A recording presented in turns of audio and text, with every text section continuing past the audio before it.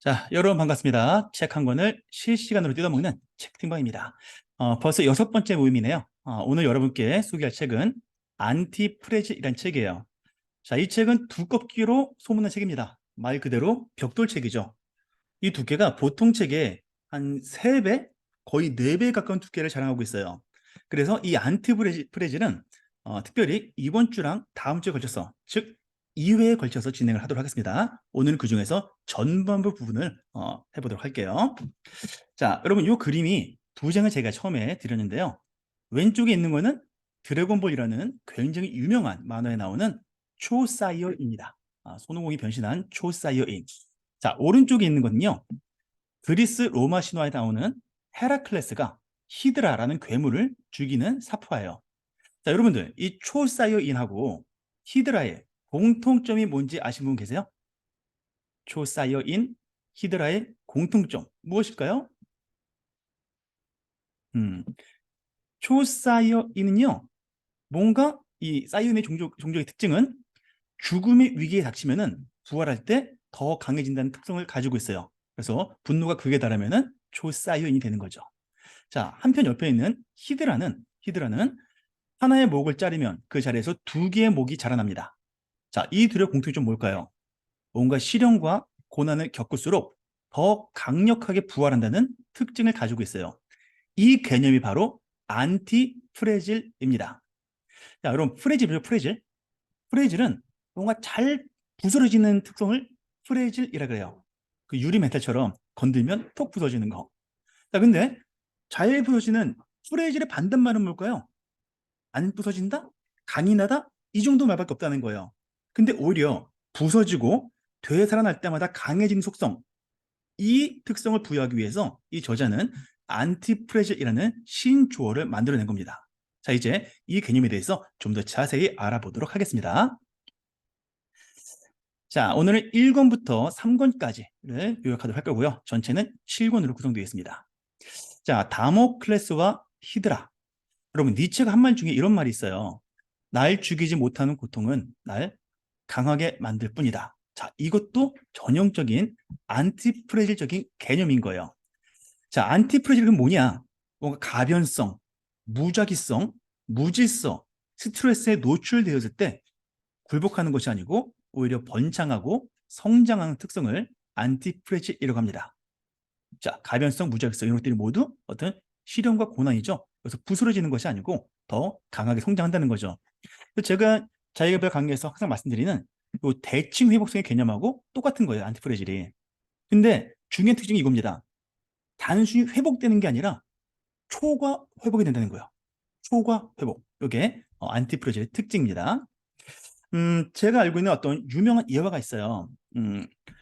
두 자매가 있었는데, 한 집안에 자란 두 자매가 있었는데, 그 아버지가 굉장히 폭력적이고, 막 술 마시면 집안 물건 다 때려 부수고 이렇게 된 거예요. 거기서 두 자매가 컸는데, 언니는 나중에 아빠랑 똑같이 살고 있고, 동생은 열심히 공부를 해가지고 변호사가 된 거예요. 그래서 사람들이 물어본 거죠. 언니한테. 어, 네 아빠도 그렇게 살았는데 너도 그렇게 살면 되겠냐? 그러니까 하는 말이 보고 배운 게 그거밖에 없었어. 라고 대답을 했고요. 두 번째 동생에게 물어봤더니 너는 아버지는 그렇게 인생을 그렇게 살았는데 너는 왜 이렇게 반대로 살고 있니? 라고 물어봤더니 이렇게 대답하더래요. 아빠처럼은 안 살려고요. 자, 이 두 가지가 프레질과 안티프레질의 특성을 전형적으로 보여주고 있는 거죠. 가정 환경이라는 스트레스는 똑같지만 거기에 어떻게 반응하냐에 따라서 프레질, 부스러질 수도 있고 안티프레질, 더 성장할 수도 있는 겁니다. 그 고난을 밑바탕, 디딤돌 삼아서요. 자, 여기서 3가지 구분 기준이 나와요. 자, 프레질에 해당되는 것이 그리스에서 이제 다모클레스라는 사람이 있어요. 이 사람이 누구냐면 아첨을 굉장히 잘하는 신하입니다. 그래서 황제가 다모클레스가 꼴보기 싫어가지고 얘를 죽이려고 파티에 초대해가지고요. 얘 머리 위에 이렇게 칼 하나를 그 가느다란 실 하나로 매달아 둔 거예요. 그 말 꼬리털 있죠. 그걸로 만든 실로 이렇게 매달아 둔 거예요. 그래서 어떻게 조금만 바람이 불거나 흔들려도 툭 끊어져 가지고 얘를 죽여버리게. 자, 이렇게 조금만 자기 가해지면 부러지는 다모클레스적인 성향을 프레질이라고 하고요. 자, 불사조 이건 뭐죠? 죽일 수가 없죠. 아무리 스트레스를 가해도 죽지를 않아요. 자, 이런 특성을 강건함이라고 합니다. 그러니까 얘는 뭔가 죽지도 않거나 죽어도 다시 되살아나서 이전 수준으로 돌아가는 거죠. 회복 균형이 되는 거예요. 자, 근데 회복되는 걸 넘어서 초과 회복이 된 성향이 있습니다. 그게 뭡니까? 히드라. 어, 머리 하나 자르면 두 개 나오고, 두 개 자르면 네 개 나오고. 자, 이러한 성향을 안티프레질이라고 하는 거죠. 자, 이 저자는 이렇게 도식화했어요. 우리 흔히 PTSD 뭐 아시죠? 외상 후 스트레스성 장애. 뭔가 외부로부터 고난을 겪으면은 그것이 뇌리에 남아서 앞으로의 성장을 방해하는 경우도 있지만 그 반대 경우로 외상 후 성장이라는 용어도 있는 거예요. 그러니까 오히려 상처를 받은 다음에 더 성장한다는 거죠. 그래서 어떠한 스트레스, 곤경에 처해지면 이걸 극복하려고 과잉 반응을 하게 되며 이 과잉 반응을 다른 말로 혁신이라고 합니다. 그러니까 뭔가 세상이 정보화 시대로 바뀌었을 때, 인공지능이 등장했을 때 뭔가 기존의 패턴대로 살던 사람들에게는 굉장한 스트레스고 무질서라고요. 여기서 이 단계를 넘어서려고 노력한 사람이 있는 거죠. 자, 이러한 과잉 반응을 혁신이라 그래요. 자, 이 혁신의 결과 이전과 똑같은 수준으로 올라가는 것이 아니고 그것을 초과해서 보상을 받게 됩니다. 이것을 과잉 보상이라고 해요. 자, 승리의 대가인 거죠. 가장 간단한 예가 여러분 헬스예요, 헬스. 자, 우리가 무거운 무게를 들면 기존의 근섬유가 파괴됩니다. 자, 공경을 취한 거죠. 그래서 파괴된 근육을 회복하려고 그 반작용이 일어나게 돼요. 자, 과잉 반응이에요. 근데 기존과 똑같은 수준까지만 회복되는 게 아니라 기존의 수준을 초과해서 성장하게 됩니다. 근육이. 왜? 다시 이런 고난이 오면 그거를 너끈히 이겨내려고 여유분을 가지고 성장하는 거예요. 초과로. 이게 바로 과잉 보상이죠. 그래서 우리가 인스타그램이나 유튜브에서 보는 그 몸짱들 있죠. 예, 그런 몸매는 일부러 스스로에게 곤경을 과해서 과잉 반응하고 과잉 보상을 얻은 결과물이라고 보시면 됩니다. 여기에 두 가지 재미있는 용어가 나와요. 미트리다티제이션, 되게 어렵죠. 자, 이게 뭐냐면 일종의 면역 요법을 말합니다. 백신 같은 거예요. 면역력을 높이기 위해서 소량의 독성 물질을 투약하는 요 처치 방법을 미트리다티제이션이라고 하는데, 예를 들어서 알레르기 반응이 있는 사람에게 요 알레르기를 유발하는 성분을 희석해 가지고 아주 약한 농도로 투약한 다음에 점점 그 농도를 높여 나가는 방식인 거예요. 그럼 어떻게 되겠어요? 그 자극에 반응하려고 몸이 점점 초과 성장을 하게 되고 면역력이 길러지게 되겠죠. 자, 이렇게 미트리다티제이션 요법을 취하면 우리 체내에서는 어떤 반응이 일어나느냐? 호르메시스라는 반응이 일어납니다. 예, 이게 이런 반응이에요. 소량의 독성 물질이, 자, 독을 가지고 있는 물질인데 오히려 과잉 반응을 촉진하면서 나쁜 점도 있지만 그걸 능가하는 좋은 점이 있게, 즉 결과적으로 유익하게 작용하는 현상을 호르메시스입니다. 즉 우리 생물체 자체가 안티프레질하게 설계가 되었다는 거예요. 그 뒤에 나오겠지만 이게 진화의 원동력이 되기도 합니다. 자, 그래서 성공이 주는 피해를 예방하려면 이거 이상하지 않아요, 말이? 성공이 주는 피해라니? 성공이 어떤 피해를 줄까요? 어떤 피해를 주죠? 뭐 나태해지고 현실에 안주하려 그러고 더 성장하지 않으려는 피해를 받게 되겠죠. 자, 이러한 성향을 예방하려면 이를 상쇄하기 위해서 더 높은 수준의 강건함, 높은 수준의 안티프레즈를 갖춰야 된다는 거예요. 그래서 보통 사람들이 생각하기에 난 100억 있으면 일도 안 하고 건물 세 받아 먹고 그냥 평생 탱탱탱 놀고 살고 싶어 라고 말하잖아요. 로또 100억만 되면 좋겠다. 근데 실제로 100억을 가진 사업가는요, 그걸 가지고 1000억짜리 사업을 합니다. 성공이 주는 피해에 매몰되지 않고 계속 스스로에게 또 다른 상위 레벨의 스트레스를 가함으로써 성장하고 나아간다는 거죠. 자, 안티프레질적인 속성을 가진 사람이에요. 영역 의존성이라는 또 용어가 나오는데요. 이게 뭐냐면 사람은 누구나 간단해요. 자기 자신의 특정 영역에는 능통해 있지만 그런 전문가일수록 다른 영역은 잘 모를 가능성이 높다는 겁니다. 자, 그래서 항상 서류 가방을 들고 다니는 회사원은 헬스장에 가서도 아령을 서류 가방처럼 들더라는 거예요. 어, 자, 이게 왜 나오냐면 사람들이 누구나 자기 영역에서의 안티프레질한 사례를 알고 있더라도 여러 영역에서 나타나는 안티프레질이 공통적인 시스템을 가지고 나타난다는 것은 모른다는 거예요. 자, 그래서 그런 사례를 2장에서 좀 더 자세히 찾아보도록 하겠습니다. 자, 2장. 도처에서 찾아볼 수 있는 과잉 보상과 과잉 반응, 이곳의 다양한 사례를 짚어보도록 할게요. 자, 우리가 인식을 바꾸기로 했죠. 외상 후 스트레스가 아니라 이제는 외상 후 성장이라는 개념으로 나아가야 된다. 자, 변신 이야기를 쓴 오비디수라는 작가는 이런 말을 했습니다. 곤경은 천재를 일깨워준다. 자, 우리가 만화책이나 히어로물을 봐도 어때요?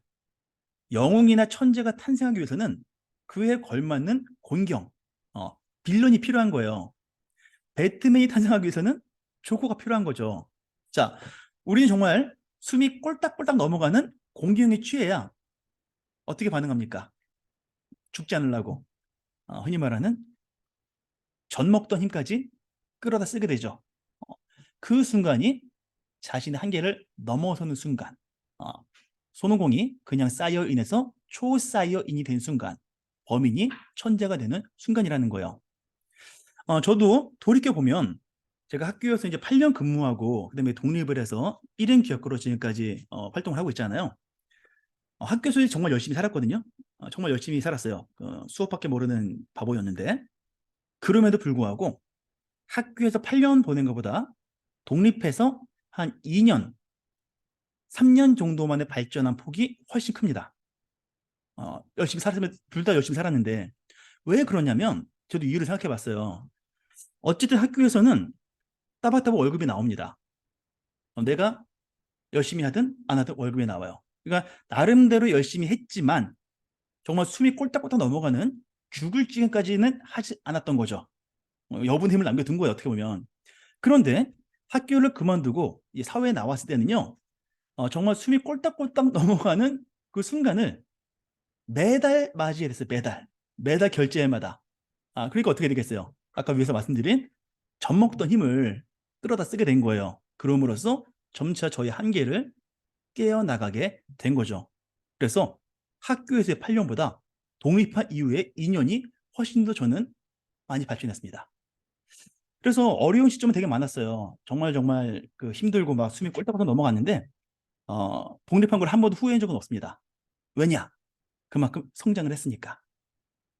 자, 저만 그런 게 아닙니다. 여러분 그 러시아의 대문호 도스토옙스키 있잖아요. 뭐 죄와 벌도 쓰고 뭐 까라마초프가 형제들도 쓰고 정말 인류 역사에 남는 어마어마한 명작을 많이 썼죠. 근데 도스토옙스키가 그거 왜 썼는지 아세요? 이 사람이 도박 중독자였어요. 그래서 도박 빚을 갚기 위해서 미리 선 2세 땡겨받고 기간까지 그걸 써야 됐던 거예요. 그러면서 그 숱한 명작이 탄생을 한 겁니다. 저는 이 사람의 마음을 정말 뭐 직접 만나본 적도 없고 이 사람이 제가 다 읽어본 것도 아니지만 어떤 심정인지 이해할 것 같아요. 자, 좋은 콘텐츠는 경제적 결핍에서 나옵니다. 저도 제가 가지고 있는 여러 가지 좋은 콘텐츠 있죠. 그게 아마 정말 먹고 살만하고 여유가 있으면은 그렇게까지 안 했을 거예요. 이번 달까지 1,000만 원, 2,000만 원 메꿔야 돼. 그럼 사람들에게 먹힐 만한 좋은 콘텐츠가 있어서 결제를 받아야 돼. 뭐가 있을까? 이런 정말 숨이 꼴딱꼴딱 넘어가는 상황에서 안티프레질하게 나온 것이 콘텐츠입니다. 이런 의미에서 보면은 꼭 우리에게 주어진 시련과 고난을 나쁘게만 볼 필요는 없다는 거죠. 저는 그래서 지금도 저는 그 계속 이렇게 스트레스 상황이 주어지거든요. 근데 좋아요. 이걸 또 이겨내가지고 다음 스테이지로 넘어가는 그런 재미가 있습니다. 그래서 경주마도 이런 게 있대요. 자기보다 열등한 경주마하고 경쟁하면은 오히려 진대요. 그러니까 마음을 안위하게 먹는 거죠. 오히려 자기보다 우수한 경주마하고 경쟁을 해야 이긴다는 거예요. 왜? 얘 이겨먹으려고 젖 먹던 힘을 내게 되니까. 자, 이러한 그 안티프레즈적인 성장에 이유가 있습니다. 생물학적인 이유가 있는데, 자, 자연의 속성 중에 하나가 자연은 위험을 관리하는 그 방식으로 여분을 갖는 것을 택한대요. 무슨 말이냐면 우리 콩팥도 두 개죠. 폐도 두 개죠. 신경계도 이중으로 구성되어 있죠. 뭐 보면 뇌도 두 개죠. 눈알도 두 개죠. 코도 두 개죠. 귀도 두 개예요. 물론 이거를 여러 가지로 해석할 수 있겠지만 이런 입장에서 보면 어느 하나가 망가지더라도 나머지 하나가 있으니까 살아갈 수는 있는 거예요. 어, 뭐 사냥하다가 왼팔이 잘려도 오른팔로 살아갈 수가 있는 거죠. 자, 자연이 위험을 관리하는 방식은 여분을 갖는 것인데 아까 과잉 반응 이후에 주어지는 과잉 보상도 일종의 힘의 여분이라는 거예요. 무슨 말이냐면 내 가슴 근육이 100kg 엮기를 들자가 근섬유가 다쳤어. 그러면은 이것이 회복될 때 100kg를 대비하는 게 아니라 이렇게 생각한다는 거예요. 몸은 다음에 100kg를 초과하는 110kg의 압박이 올 것을 예상하고 그걸 방어하기 위해서 110kg에 걸맞는 근육을 만들어야겠다. 이놈 생각하는 건 아니지만 이게 자연의 법칙이라는 겁니다.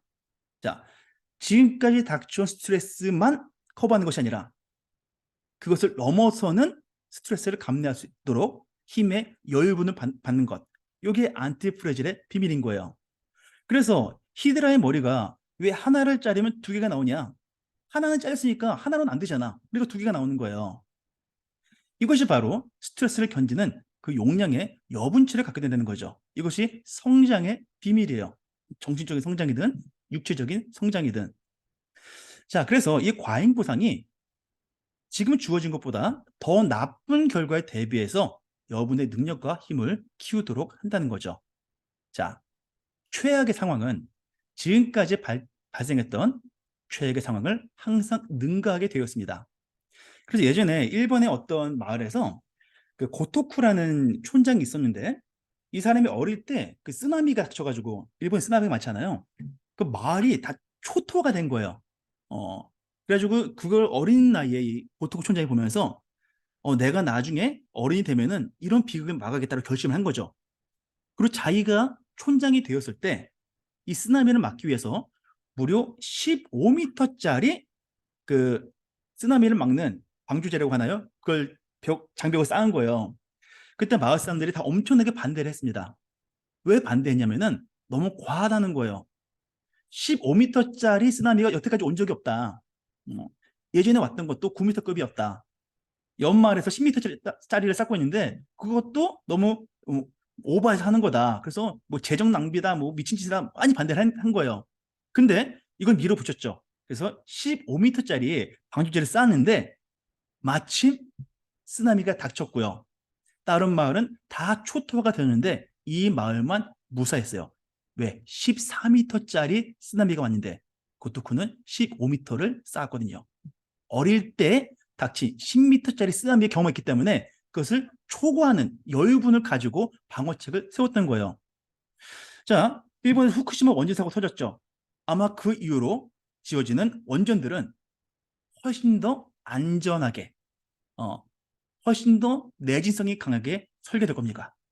설계가 될 거예요. 당연하겠죠. 또 무너지면 안 되니까.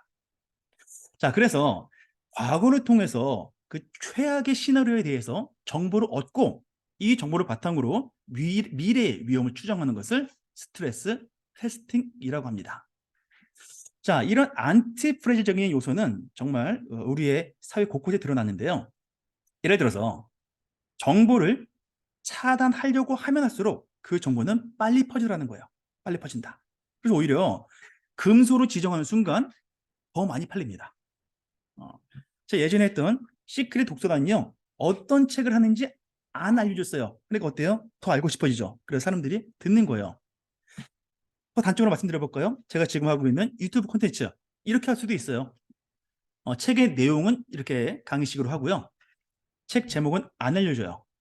그리고 댓글 달고 채널톡으로 보내주면 이 강의안과 책 제목을 같이 알려줄 수도 있습니다. 아마 그러면 반응은 더 많이 올 수 있겠죠. 자, 어쨌든 간에 정보는 뭐 그렇게 하겠다는 게 아니고요. 어쨌든 간에 정보는 막으면 막을수록 오히려 더 퍼지더라. 이것도 안티프레실이다. 비난도 마찬가지죠. 비난을 잠재우려고 하면 할수록 어때요? 더 많은 기사가 쏟아져 나오고 더 많은 악플이 나오죠. 그래서 더 큰 비난을 불러온다. 자, 비난과 싸울 바에는 이거는 차라리 직업을 바꾸는 게 낫다. 이 비난이라는 것이야말로 일종의 헤라클레스가 상대했던 히드라 같은 괴물인 겁니다. 모두가 헤라클레스는 아니니까요. 자, 3장입니다. 고양이와 새끼. 제목이 특이하잖아요. 고양이가 의미하는 것은요, 복잡게, 생물계를 말하고요. 세탁기가 의미하는 것은 단순계, 기계적인 세계를 말하는 거예요. 이 둘이 의미하는 세계는 완전히 다르다는 겁니다. 즉, 고양이로 대표되는 이 생물계, 복잡계는요, 주어진 상황에 안티프레질하게 대응을 해요. 하지만 여러분, 세탁기가 망가지면 스스로 복원이 됩니까? 한 번 망가진 세탁기가 고쳤더니 전보다 더 잘 돌아가 이러고 본 적 없죠. 차도 한 번 사고 나면은 막 가격이 막 팍팍 깎이잖아요. 자, 이 안티프레지적인 속성이 있느냐 없느냐가 생물과 무생물, 복잡계와 단순계를 가르는 하나의 기준이 된다는 거예요. 골프의 법칙이라는 게 있습니다. 이게 뭐냐면 일시적으로 스트레스를 가할수록 골 밀도는 높아진다는 거예요. 그래서 노인분들이 골 다공증 많이 걸리죠? 왜 그래요? 나이가 들수록 운동 안 하고 뭔가 역기나 무거운 걸 들 일이 없잖아요. 근데 오히려 우리 어린 시절 옛날에 할머니들이 더 건강했어요. 왜 그럴까요? 머리에 항아리 들고 다니잖아요. 네, 반강제적으로 웨이트 트레이닝을 하는 거예요. 자, 스트레스를 가할수록 뼈가 약해지는 게 아니라 오히려 거기 저항하기 위해서 점점 골 밀도가 높아집니다. 그래서 실제로 이 책에는 없는 내용이지만 골 다공증을 예방하는 가장 좋은 방법은 칼슘을 먹는 게 아니에요. 칼슘을 먹는 것은 보조적인 방법입니다. 훨씬 더 효과적인 방법이 웨이트 트레이닝, 스쿼트 이런 겁니다. 자, 그래서 우리나라 속담에도 이런 말이 있죠. 젊어서 고생은 사서도 한다. 이 안티프레질이 젊어서 고생을 했을 때 주저앉는 것이 아니고 이걸 에너지 삼아서 더 성장하는 속성인 거예요. 자, 이것은 살아있는 생물의 특권이고 생물과 무생물의 경계입니다. 보세요. 죽어 물고 있는 이제 생물 아니에요. 무생물적인 속성을 가지고 있습니다. 그래서 물살에 떠내려가요. 살아있는 물고기는 물살을 거슬러서 올라갑니다. 자, 완전히 주어진 상황에 대한 반응이 다르죠. 자, 그러려면 우리가 안티프레질하게 상황에 반응하려면 어떻게 하면 좋을까요? 누군가 도와준다? 이건 한계가 있는 거예요. 예를 들어서 강물이 이렇게 흘러내려가고 있는데 상류에서 모래 하나를 딱 떨어뜨려요. 그럼 이놈이 막 이렇게 내려가겠죠? 하류까지 도달했어요. 이놈을 누군가가 주워다가 다시 상류에 놓으면 이게 바뀌겠냐는 거예요. 이 모래의 속성이 바뀌지 않는 이상 다시 떠내려가서 하류에 아까 그 자리 똑같은 위치는 아니겠지만 그 어딘가에 정착하게 되겠죠. 반면에 이 모리아를 뭔가 시멘트랑 섞거나 변성의 과정을 거쳐서 콘크리트를 만들면 어떨까요? 상류에 갖다 놔도 안 떠내려가겠죠? 왜? 뭔가 성질이 바뀌었기 때문입니다. 자, 마찬가지로 사람도 마찬가지예요. 뭔가 상황이 안 좋아진 사람을 주변에서 도와줬어. 예를 들어 도박 중독에 빠져가지고 빚이 1억 생겼어. 아빠가 갚아줬어. 자, 그러면 끝나냐? 안 끝나요. 그 돈 가지고 또 도박합니다. 그 모래알을 위로 갖다 놔봤자 그 사람의 속성이 변하지 않는 이상 같은 반응을 반복한다는 거죠. 자, 그래서 아예 속성을 변화시키고 인간도 변성의 과정이 있어야 안티프레질하게 성장할 수가 있다는 거예요. 그래서 여러분들 그 강을 보세요. 강, 개천. 전 예전에 이거 어디서 깨달았냐면 설악산에 갔을 때 상류에 있는 돌은 크고 중류에 있는 글은 강에서 중류에 있는 글은 뭐 자갈처럼 생겼고 하류, 바다가 그치는 모래로 되어 있습니다. 정말 신기하지 않아요? 누가 돌을 골라다가 배치한 것도 아닌데 자연스럽게 상류는 바위, 중류는 자갈, 하류는 모래더라는 거예요. 왜 그러겠어요? 물의 흐름이라는 스트레스에 각자의 속성대로 반응을 한 거예요. 그래서 비슷한 위치에 비슷한 속성을 가진 놈들이 모이는 겁니다. 바위는 바위의 속성과 질감, 중량을 가진 놈끼리 모여있고 자갈은 자갈의 중량, 자갈의 크기를 가진 놈끼리 모여있고 모래는 모래의 크기, 모래의 중량을 가진 놈들끼리 모여있는 거죠. 그래서 상황에 따라서 어떻게 반응하에 따라서 그 존재의 위치가 정해진다. 이거 다른 말로 뭐라 그러죠? 끼리끼리의 법칙, 네, 유유상종의 법칙이라고 하죠. 네. 이게 뭐 상상하면 이루어진다 이런 차원이 아니라 물리적인 반응의 결과라는 거예요. 우리가 지금 살고 있는 위치라는 것은. 위치를 바꾸려면 아까 말씀드렸죠. 변성의 과정이 필요하다. 자, 그래서 그 복잡 이론의 대가인 스튜어트 카우프만이 이런 말을 했어요. 기계적 형태, 즉 단순계의 균형은 관성에 의해서 이루어지며, 잠깐 아까 모래알 그 예인 거예요. 유기적 형태, 복잡계의 균형은 죽음과 함께 발생한다. 저는 이렇게 해석합니다. 이전의 내가 죽고 새로운 내가 되어야 안티프레즈란 균형을 이룰 수 있다. 새로운 차원에서. 자, 언어를 배우는 것도 마찬가지죠. 시행착오를 거치면서 언어를 배웁니다. 그래서 언어 가장 빨리 배운 사람이 뭐예요? 생존 영어. 생존을 해야지 되는 상황이 닥치잖아요. 그러면 인강 없어도 교재 없어도 언어를 배웁니다. 그런데 오히려 전담 통역사가 있으면 언어를 늦게 배우더라는 거예요. 왜? 이 전담 통역사가 스트레스를 줄여주기 때문이죠. 내가 열심히 안 해도 누가 말을 번역해줘. 그러니까 언어가 안 느는 거예요. 또 외국 나가서 살아도, 막 미국 가서 10년, 15년 살아도요, 코리아타운에서 한국인만 상대하는 사람은 영어가 절대로 안 늡니다. 오히려 정말 그 외국인들 사이에 정말 잔인하게 떨고 났을 때 살아남으려고 열심히 언어를 익히더라는 거죠. 자, 4장으로 넘어갑니다. 자, 이제는 개인 차원을 넘어서 한번 집단 차원에서의 안티프레즈를 볼게요. 나를 희생시키는 것이 다른 사람을 더욱 강하게 만든다. 자, 이게 무슨 말이냐면 일종의 자연선택이론, 적재생존, 진화의 법칙하고 관련이 있는 거예요. 자, 단적인 예입니다. 개별 식당은 프레질하지만 그 지역 전체 식당은 안티프레질하다. 이게 무슨 말이냐면 개별 식당은 서로 경쟁을 통해서, 치열한 경쟁을 통해서 막 문 닫고 폐업하는 집이 나와요.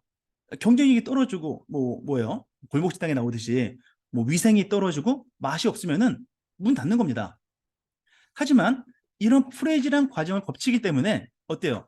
살아남은 식당들은 특정한 수준의 음식의 맛과 위생 수준을 유지하겠죠. 그래서 그 지역 전체의 퀄리티는 높아지는 거예요. 안티프레질하다 성장을 한다는 거죠. 그래서 오히려 먹자 골목이라든지 왜 대학가 막 그런 식당 모여 있잖아요. 거기는 맛이 어느 정도 보장되는 경우가 많아요. 왜? 맛없으면 진작에 망하거든요. 자, 이런 과정을 통해서 자연은 유기체 간의 다양성을 선호한다는 거예요. 어떠한 스트레스가 닥쳤을 때 그 중에 부적합한 몇몇이 죽어나가도, 프리질하게 부서져 버려도 남은 사람들이, 남은 유기체들이 더 강하게 성장하기 때문이죠.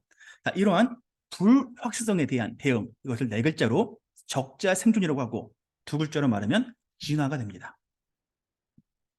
자, 이 진화라는 것을 안티프레질이라는 용어로 보면 이 불확실성에 따른 손상이 개별 유기체는 사라지게 하지만 그러니까 적응하지 못한 애들이 다 죽는 거예요.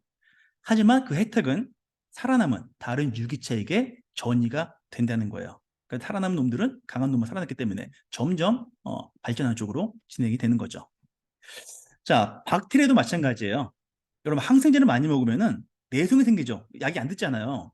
박테리아도 손상시킬수록 약한 박테리아는 살아남고, 살아남은 박테리아는 어때요? 점점 강해지는 거예요. 왜? 센 놈만 살아남으니까. 암세포도 마찬가지죠. 암세포도 화학 치료, 방사선 치료 해가지고 많이 죽이 없애지만 그렇게 하고도 살아남은 암세포는 오히려 더 세진다는 거예요. 그래서 방사선 치료도 뭐 2회까지인가요? 많이 하지 못하죠. 몸에 가해지는 부하가 더 세지만 또 암세포가 살아남으면 더 강해지기 때문이에요. 자, 이렇게 우리의 유기체도 일부 세포의 희생으로 점점 강화가 되죠. 그러니까 근섬유를 손상시키면은 그 근섬유는 손상이 됐지만 회복되면서 더 세지듯이 유기체를 집단으로 봤어도 일부 유기체가 희생되면 살아남은 유기체 집단 자체는 더 강해지더라. 자, 유기체와 유기체 집단의 강화 시스템이 비슷합니다. 작은 단위의 구조가 큰 단위에서 반복될 때 우리는 이것을 프랙탈 구조라고 하죠. 자, 그런 의미에서 꼭 실패를 했다고 해서 나쁜 건 아니라는 거예요. 실패도 그 자체로 정보를 제공한다는 겁니다. 물론 성공도 정보를 제공하지만 실패도 정보를 제공해요. 그래서 모든 시도는 가치가 있다. 나폴레옹의 말처럼 시련이 있어도 실패는 없다. 실패가 아니라 피드백일 뿐이다. 이러한 해석이 가능한 거예요. 이런 것이 성장 마인드셋을 가진 사람들의 특징입니다. 실패가 아니고 나는 이렇게 하면은 실패한 데는 피드백, 정보를 얻었을 뿐인 거예요. 대표적인 사람이 누굽니까? 발명왕. 에디슨이 전구를 발명할 때, 예를 들어 정확한 수치는 기억이 안 나는데, 나는 1000번은 실패한 게 아니다. 뭐 이런 말 하잖아요. 전구가 만들어지지 않는 1000가지 발견을 한 거다. 이런 식의 바로 이런 성장 마인드셋이에요. 자, 반면에 패배자는 어떤 사람이냐? 실패한 다음에 주저앉는 사람이죠. 이 실패로부터 새로운 정보나 깨달음을 얻는 게 아니라 계속 수동적이고 방어적인 자세만 취하는 사람, 우리는 이런 사람을 패배자라고 부릅니다. 다시 그게 닥쳤을 때 이길 생각을 하는 게 아니라 도망칠 생각만 하게 되는 거죠. 그러면은 성장도 따라오지 않겠죠. 그래서 이 강자의 안티프레질, 고난에 따른 강자의 성장은 어떻게 보면 약자의 프레질, 희생을 요구한다. 자, 이게 바로 약육강식, 적재생존적인 자연의 법칙인 거예요. 자, 이제 2권으로 넘어가겠습니다. 자, 근대는 안티프레질을 거부한다. 이 근대라는 것은 단순히 시기적인 구분만 말하는 것이 아니고 뭐 예측 가능한 합리성을 추구하는 그러한 성향을 통틀어서 말하는 거예요. 자, 은행원 존과 택시 운전사 조지가 있는데 이 둘은 일란성 쌍둥이래요. 자, 근데 은행원 존은 어떻죠? 예측 가능한 삶을 살고 있죠. 따박따박 월급이 들어오고 언제 은퇴하고 이렇게 다 예측이 가능합니다. 하지만 운전사 조지는요, 하루하루 수입도 예측할 수가 없어요. 내가 오늘 5만 원 벌지, 10만 원 벌지, 2천 원 벌지 알 수가 없단 말이에요. 자, 이 대표적인 존과 조지가 바로 프레질과 안티프레질, 대표하는 사례라고 볼 수 있어요. 한국인에게 알기 쉽게 말한다면 공무원과 자영업자라고 볼 수도 있겠죠. 자, 근데 이 책의 논지에 따르면 결국 살아남는 것은 자영업자 쪽, 안티프레지라는 사람이 생존에 유리하더라는 거예요. 자, 그래서 위에서 어떤 법칙을 정해가지고 밑에 쪽을 다 바꾸겠다. 이러한 하향식 변화보다는 아래쪽부터 실전 경험을 통해서 위쪽으로 올라가는 상향식 변화가 오히려 생존에 유리하더라는 겁니다. 그래서 뭔가 공무원들이 윗사람이 뭐 시켜가지고 하는 행사 있잖아요. 막 지역 축제 성공하는 거 거의 없죠. 오히려 지방에서 무슨 말단 공무원들이 기획을 하거나 마을 사람들끼리 하는 축제가 또 사람들의 사랑을 받고 알려지는 경우가 많아요. 자, 이렇게 위에서 아래로 내려오는 톱다운 방식, 하향식보다 아래에서 위로 올라가는 상향식 변화가 더 생존에 유리하다는 거예요. 왜? 이미 안 되는 건 도태되고 되는 놈만 살아남아서 강화가 되기 때문이죠. 자, 스위스도 이러한 상향식 시스템으로 발전한 국가의 사례고요. 큰 것은 부서집니다. 그래서 나라도 일정한 규모 이상이 되면은 제국은 반드시 분열하게 되어 있어요. 오히려 큰 것보다 작은 것이 안티프레질하다는 거죠. 그래서 그 중국이 하나의 중국을 외치면서 여러 가지 소수 민족들을 다 하나로 유적을 하려고 그렇게 노력을 하는 거잖아요. 그래도 흩어질 거예요. 음. 네. 그 통일된 왕국이 중국 같은 경우 통일된 왕국이 50년, 100년 가는 경우가 거의 없습니다. 예, 또 쪼개집니다. 큰 거는. 자, 그래서 우리가 사는 세상은 크게 두 개의 왕국으로 구분할 수가 있어요. 평범의 왕국이 있고 극단의 왕국이 있어요. 자, 평범의 왕국은 뭐냐? 예를 들면 우리의 평균 섭취 칼로리입니다. 평균 섭취 칼로리. 어느 날은 폭식을 하고 어떤 날은 쫄쫄 굶을 수도 있겠지만 1년치 평균을 내보면은 거의 비슷하다는 거야. 그래서 체중의 변화가 그렇게 극단적으로 왔다 갔다 하지 않습니다. 자, 반면에 베스트셀러 책은 어떻죠? 상위 0.1%의 매출이 전체의 50%를 넘습니다. 이것도 아주 극단적인 세계라는 거예요. 자, 우리가 안티프레질하게 살기 위해서는 이 극단 쪽에서부터 좀 멀어질 필요가 있다. 왜? 이쪽 세계는 예측이 상당히 어렵기 때문입니다. 이 극단적인 세계에서는 어떤 오류에 빠지느냐? 과거에 일어났던 일들을 속아 넘어가서 자꾸 스토리가 뒤로 거슬러 올라가는 거예요. 지금까지 이래 왔으니까 누가 어떠한 안을 내더라도 지금까지 그런 사례가 없었다. 이런 식으로 현재 위치를 고수하는 그런 식으로만 생각을 하더라는 겁니다. 대표적인 우화가 이 칠면조의 우화예요. 추수감사 전날까지 따박따박 농부가 먹이를 주지만 추수감사절이 되는 날 그 먹이를 주던 손으로 이 칠면조의 모가지를 비튼다는 거죠. 요즘도 가끔 인터넷에 그 혼지 사기 같은 기법들이 아직도 나오죠. 이거 굉장히 유서가 깊은 사기 기법인데 돈을 투자를 하면 수익금을 따박따박 줍니다. 몇 개월 동안. 그러면 신뢰를 쌓아요. 그러다가 어느 날 돈 싹 다 가지고 몇백억 가지고 잠적을 하는 거죠. 자, 이것도 마찬가지입니다. 지금까지 반복되던 일들이 언제까지나 반복될 거라는 보장은 없다는 거예요. 그 언젠가 그 블랙스완, 검은 백조 같은 측정할 수 없는, 예측할 수 없는 어떤 이벤트가 발생하더라는 겁니다. 그래서 큰 제국을 다스리는 황제들은 중앙 집권이 한계가 있다는 걸 깨닫고 지역의 자치를 허용했어요. 오히려 이런 제국이 오래 가는 겁니다. 팍스 로마나 같은 경우가 그런 거죠. 중앙에 황제가 있지만 각 지방들은 경제적 자치를 허용했습니다. 자, 완벽하게 중앙 집권화를 추진했던 진시황의 진나라가 됐죠. 네, 몇 년 못 가고 폭삭 망했어요. 전국 통일한 지. 그런 방식이 한계가 있다는 거죠. 톱다운 방식에. 자, 6장입니다. 내가 무자기성을 좋아한다고 말해라. 안티프레질의 속성 중에 하나가 이 무자기성이었죠. 오히려 이 변화라는 것이 당장은 잔인해 보이지만 환경 정화에 도움이 된다는 거예요. 그래서 산불이 발생함으로써 오히려 안 좋은 균이라든지 이런 것들을 다 태워서 없앨 수도 있다는 겁니다. 그래서 저점을 찍더라도 2년 만에 찍는 저점은 나락으로 떨어지는 거예요. 1년에 찍는 저점보다 더 큰 상처를 입히더라. 띄엄띄엄 오는 폭락이. 주식도 마찬가지죠. 그래서 우리가 습관처럼 어떻게 하죠? 뭐 길 가다가 넘어졌어. 그러면 어른들은 뭐라 말해요? 야, 액땜했다고 쳐. 그 작은 손해를 입은 게 뒤에 올 더 큰 손해를 막아줬다고 생각해 라는 거죠. 그래서 이러한 어떤 고난도 가끔 닥쳐오는 것보다 중간중간 닥쳐와서 그것을 이겨내는 것이 더 큰 손해를 막을 수가 있다는 거예요. 자, 그럼 무작위성은 왜 필요하냐? 선택의 기로에서 빨리 선택을 하고 앞으로 나아가기 위해서 무작위성이 필요합니다. 예를 들면 우화가 나오는데 배고프고 목마른 당나귀 앞에 먹을 게 있고 물이 있었어요. 근데 이 당나귀가 어느 걸 먼저 먹을지 몰라서 헤매다가 결국 죽고 말았답니다. 물론 우아하긴 한데 이런 상황에서는 합리적인 생각, 예측 이런 것보다 무작위성으로 어느 것 하나라도 먼저 먹고 마시고 보는 게 낫다는 거예요.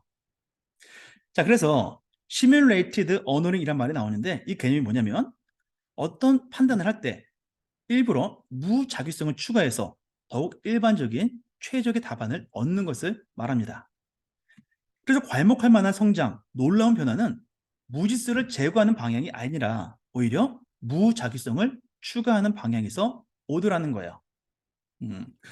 그래서 어떤 정치 체계를 변화시킬 때도 합리적인 방법, 아주 민주적인 방법 이런 식으로 개선해 나가는 게 한계가 있고 제 생각은 아니에요. 이 저자의 생각입니다.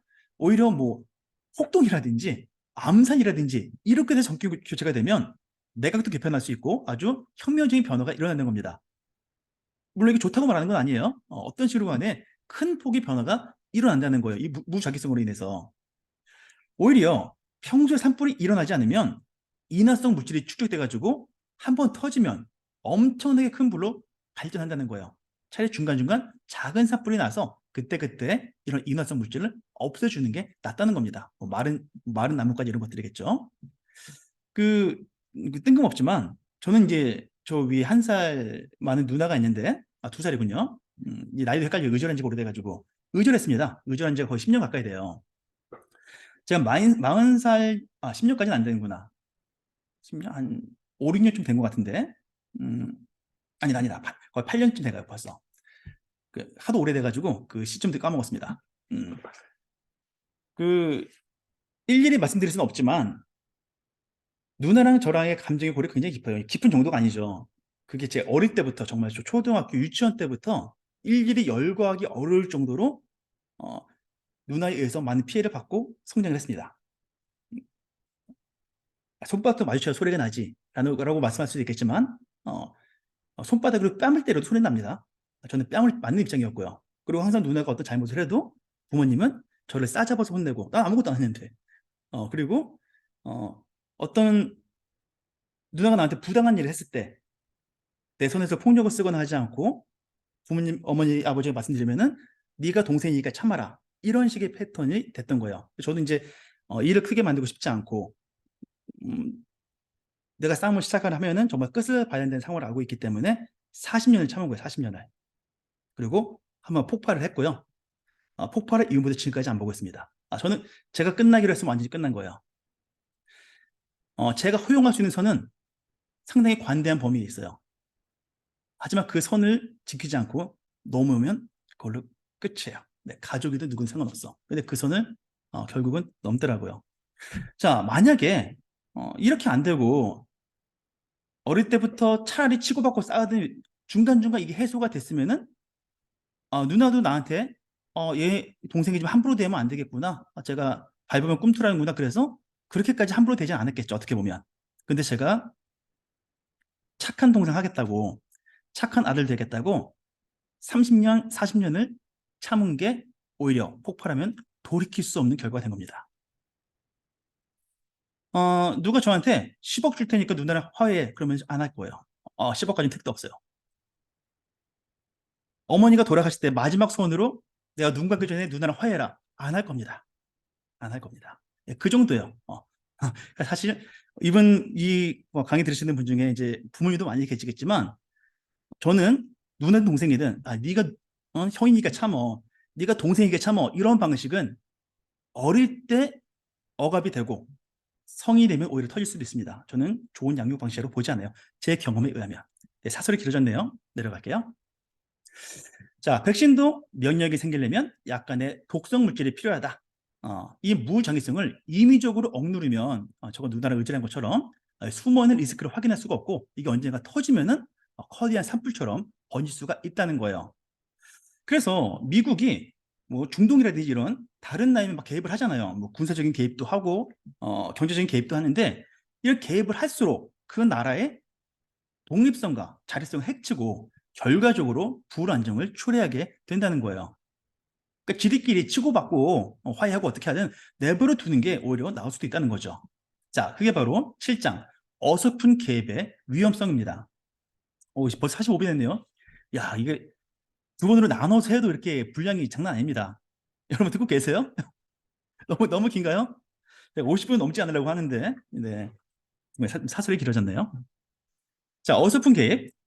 편도선 절제 수술을 하면 오히려 수명이 단축되더라. 이렇게 어떤 의학적인 조치를 취함으로써 더 상황이 악화되는 것을 의원성 질환이라고 합니다. 자, 치료를 받고 나서 나중에 나타나는 더 큰 손실을 말하는 거죠. 그래서 약간 농담 같지만 이런 말이 있어요. 누군가를 죽이고 싶다면 그한테 주치의를 붙여라. 그러면은 과도하게 개입을 함으로써 오히려 안티프레지적인 회복을 막는다는 거죠. 어설픈 개입은 오히려 피해를 준다. 그래서 해커를 막겠다고 조치를 취할수록 해커가 더 많은 경험치를 쌓게 돼. 그죠? 오히려 해커가 또 반대도 마찬가지예요. 해커가 시스템을 뚫으면 뚫을수록 시스템은 거기에 대응해가지고 점점 더 견고해져. 책을 욕하면 욕할수록 책은 유명해져. 자, 어설픈 개입은 오히려 피해를 불러올 수가 있다. 그래서 경기 변동을 제어하려는 모든 국가적인 시도는 프레이즈를 낳는다라는 겁니다. 약간 좀 신자유주의적인 그런 시각이 있는 것 같아요, 저한테. 자, 물론 모든 개입을 하지 말아야 된다. 이런 극단적인 주장은 아니에요. 적절한 개입을 허용하는데 자, 어느 경우냐? 규모나 집중이나 속도 유변 같은 걸 제한하는 개입은 괜찮다. 왜? 극단화를 해체하는 방향의 개입이기 때문에 갑작스러운 충격을 막아줄 수가 있다는 거죠. 자, 그리고 우리가 죄악시 여기는 꾸물거림 있죠. 이를 바로바로 해치우지 않고 좀 지연시키는 거. 오히려 이게 자연에 가까운 해결책이라는 거예요. 어떤 측면에서는 만물이 스스로 보살피도록 내버려 둠으로써 일종의 뭐 자연 치유 또는 자연 회복력이라고 하죠. 자기 자신이 안티프레지를 행사하도록 유도하는 겁니다. 저는 이 저자가 노자 도덕경을 분명히 봤다고 생각을 해요. 무위, 아무렇게 인위적인 개입을 하지 않는 게 오히려 최선의 결과를 가져온다. 급할수록 돌아가야 된다. 꾸물거림도 때로는 최선의 전략이 될 수가 있다. 그리고 이 시간이야말로 프레지를 검증하는 최선의 수단인데 자연은 안티프레지적인 속성이 있기 때문에 아무리 시간이 짓밟혀도 그 강건함을 유지한다는 거죠. 자, 8장으로 넘어가겠습니다. 예측 근대 산물. 이게 무슨 말이냐면 한마디로 이거예요. 프레즈를 예측하는데 에너지 쏟지 말라. 왜? 어차피 예측이 안 되니까. 차라리 안티프레질에 집중해서 자꾸 뭐 예측하고 원인 찾고 이런 데 집중하지 말고 이 닥친 스트레스에 내가 어떻게 대처할까? 안티프레질에 집중하라. 성장에 집중하라는 말이에요. 자, 3권 넘어갑니다. 3권은 얼마 안 돼요. 예측이 필요하지 않은 세상입니다. 자, 네로라는 예측성 인간과 톤이라는 예측을 하지 않는 인간, 두 명의 인간 대표 주자가 등장하는데 이 톤이는요, 예측을 믿지 않지만 오히려 예측을 활용해서 큰 돈을 벌고요. 네로는 모든 면에 예측을 하고 합리적으로 계산하고 하지만 결국 큰 돈을 못 벌어요. 자, 왜 그러냐면 이게 좀 딜레마 같아 보이긴 하지만 예측하는 사람은 잘못된 예측에 프레질하다, 부서지기 쉽다는 거예요. 자, 토니 모델은 뭐냐면 이겁니다. 프레질한 대상을 확인하고요. 미래를 예측할 수는 없지만 한 가지는 분명하다는 거예요. 예측하는 사람은 실패한다는 것은 예측할 수 있다는 겁니다. 그래서 그 대상에 붕괴의 내기를 겁니다. 그래서 붕괴한 다음에 큰 돈을 번다. 그래서 주식에도 이런 거 있잖아요. 대중이 움직이는 것과 반대로 투자를 해라. 이런 전략을 쓰는 게 바로 토니 모델이죠. 자, 세네카, 스토아 철학의 세네카가 말하는 인생의 오르막과 내리막입니다. 자, 스토아 철학이 뭐냐? 평정심을 유지하는 거죠. 흔들림 없이 강건하고 마음의 상처를 받지 않는 방법. 자, 성공은 비대칭성을 야기해요. 이렇게 많아지죠. 이렇게 많아질수록 프레질해집니다.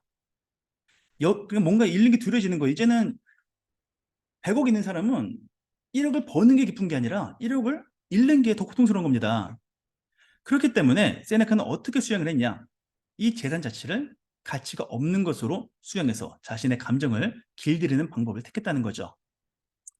또 하나의 방법은 자손이에요. 재산을 약간씩 잃으면서 오히려 상승 국면을 유지하는 법이라는 거죠. 예전에 했던 그 대칭 회복성 속성과 거의 똑같네요. 그죠? 제가 이 책을 읽기 전에 썼던 그 이론들입니다. 자, 그래서 안티프레질이라는 것은 특정한 고난이 닥쳤을 때 잃는 것보다 얻는 것이 많다는 걸 의미해요. 자, 그렇다면 어떻게 하강 측면을 줄이고 상승 국면 더 많은 것을 얻을 수 있을 것인가? 구체적인 전략이 나옵니다. 자, 구체적인 전략이 바로 바벨 전략이에요. 바벨 전략. 그러니까 이게 뭐냐면은 기계적인 중립이 아니라 양극단의 이원화 전략을 선택하라는 거예요. 무슨 말이냐면 비관적인 사람도 안 돼. 낙천적인 사람도 안 돼. 중간 사람을 택하자. 이 전략이 아니라 승무원을 구성할 때 승무원은 낙천적인 사람으로 구성하고 비행기 조종사는 좀 굉장히 섬세한 작업이고 실수하면 잘못돼 큰일 나잖아요. 아주 비관적이고 방어적인 사람을 구성하라. 이게 마치 엽기처럼 양극단을 모두 추구하는 이원화 전략인 겁니다. 자, 기계적 중립이 아니라 양쪽 끝을 다 가지고 간다. 그래서 약간 이게 조커처럼 된 것 같은데 결혼은 회계사랑하고 바람은 록스타랑 필요하는 거예요. 자, 이게 이원화 전략입니다. 그래서 직장인과 저자로서의 바벨 전략, 요새 흔히 N잡이라고 해서 N잡, 교사도 하고 작가도 하고 이런 것도 일종의 바벨 전략이라고 할 수가 있는 거예요. 하나는 안정된 직장, 하나는 안정적이진 않지만 큰 돈을 벌어다 줄 수도 있는 그러한 직장. 왔다 갔다 하는 거죠. 자, 운동을 할 때도 중량 운동과 걷기 운동을 양극단으로 놓고 진행한다. 자, 그래서 불확실성을 제거하기보다는 길들이라는 거죠. 자, 여기까지가 파트 1이에요. 야, 파트 1도 50분이 되네요. 이거 줄인다고 줄였는데. 자, 한번 정리해 보겠습니다. 불확실성에 따른 스트레스는 성장에 도움이 된다는 거예요. 자, 어떻게 응용할까? 일부러 낯선 환경에 나를 노출시켜서 스트레스를 불러오자. 왜? 내가 성장할 수 있으니까. 그런 의미에서 저는 사업을 돈을 버는 수단이라고 생각하지 않아요. 사업이야말로 끊임없이 스트레스를 줌으로써 파멸시키지 않는 정도의 스트레스 줌으로써 나를 성장시킬 수 있는 최고의 자기개발이라고 생각합니다. 저는 사업이야말로 최고의 성장 전략이에요. 자, 이번에 또 독서 책팀과 사업 시작하고 있잖아요. 또 성장하고 있어요. 또, 네, 또 새로운 전략을 짜고 방법을 마련해야 되거든요. 자, 한 극단에 몰빵하면 큰 변화에 살아남기가 어렵다. 그러니까 다양화해야겠죠? 다능력화, N잡, 안 쓰는 근육 쓰기. 저는 이제 전형적인 인문학도에 가깝기 때문에 기술 계열이라든지 뭐 코딩이라든지 뭐 챗GPT라든지 뭐 자연 계열의 책을 일부러 읽고 이쪽에 또 사업도 한번 해볼 생각이에요. 세 번째, 바벨 전략으로 양극단을 모두 수용한다. 안정적인 수입원과 불규칙한 수입원을 모두 확보해보자. 예를 들면 독서 모임으로 뭐 큰 돈은 아니지만 안정적인 수입원을 확보하고 또 강사 코칭 과정으로 불규칙하지만 목돈을 벌 수 있는 그런 수입원을 확보할 수가 있겠죠. 자, 이렇게 해서 불확실성과 충격을 성장으로 이끄는 힘, 안티프레질 독서 특강을 마치도록 하겠습니다. 감사합니다.